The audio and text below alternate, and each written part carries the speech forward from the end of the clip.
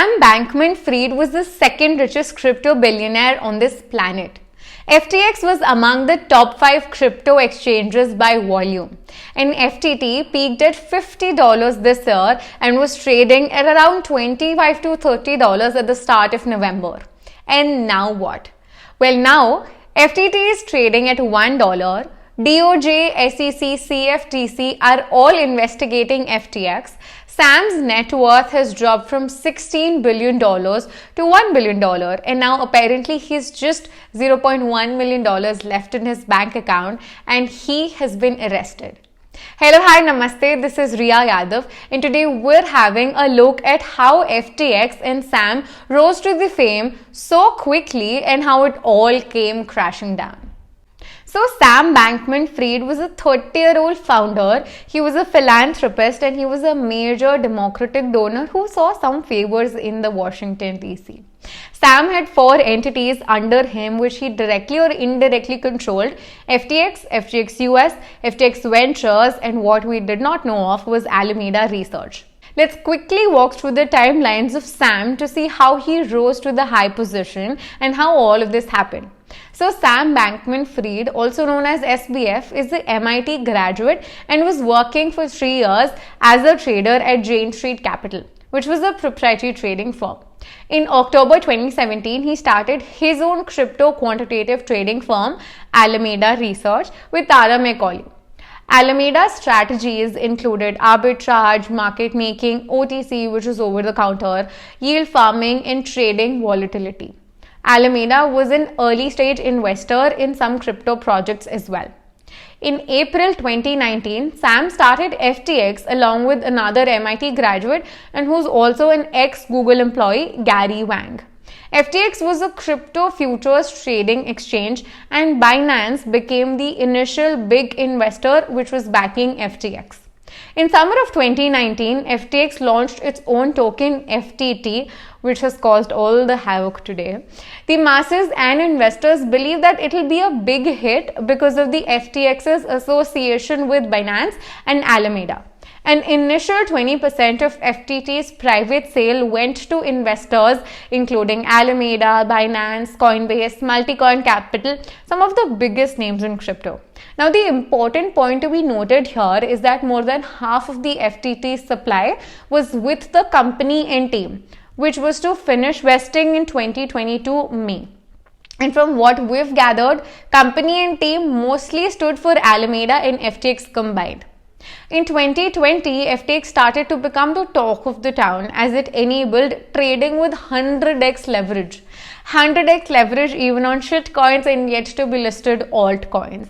And it also became popular because of the project Serum, which was a DeFi protocol for decentralized exchanges, which was built on Solana.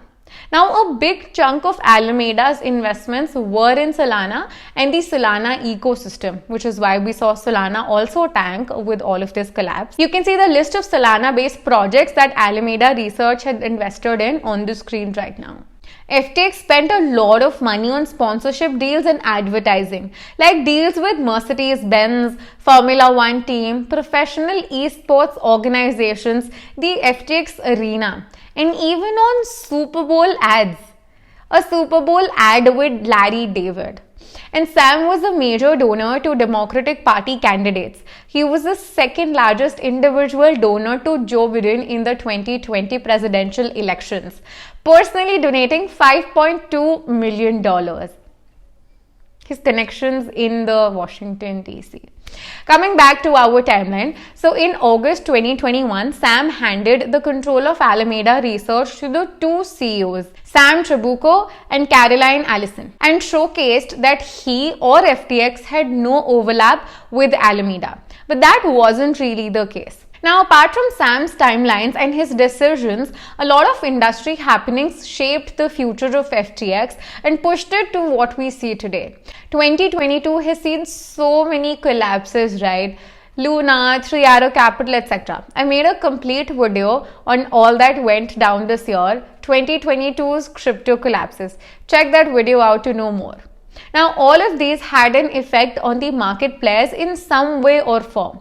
And after these tremors in the industry, it looked like Alameda Research was actually saving itself through many FTT-backed loans. And according to New York Times, Alameda's CEO confirmed that Alameda had taken out loans and used that money to make VC investments among other expenditures, and that Alameda resorted to FTX's customer funds to make the payments. By the way, guys, I've made a detailed video on what exactly happened with the FTX collapse, where I've mentioned all the happenings related to FTX and Sam Bankman-Fried. Do check out that video. And apart from that, here's a quick summary of what all happened. November 2nd, CoinDesk's report comes out that states Alameda had big chunk of FTT holding. On November 5th and 6th, Binance announces that it's going to sell the FTT because it was inflated by FTX and Alameda. November 7th, there's a bank run revealed. November 8th, Binance offers to buy out FTX. On November 9th, the deal falls out because of due diligence showing customer funds being misused and an $8 billion hole in the balance sheet. On November 10th and 11th, SBF steps down and FTX and Alameda files for bankruptcy. And then FTX suffers a hack of around $477 million. So, the long and short of all of this is that FTX was once valued at $32 billion valuation and had raised $1.8 billion from investors over its course of time. Versus now, FTX's collateral has come down just to $9 billion from $60 billion. The business has to cover a shortfall of $8 billion, and court filings reveal that Alameda owes its top 50 creditors over $3 billion. Much more is yet to come out. There will be manifold effect of this collapse on the industry and the market. We'll have to see how all of this plays out. Fingers crossed. So guys, that's all for today's video. I hope you liked this video and you understood each and every bit of what contributed to the rise and fall of FTX and Sam Bankman-Fried and also Alameda. This is me, Ria, signing off. Just one more thing, this video contains no financial advice and is only meant for educational purposes. I will see you in another video. Bye-bye.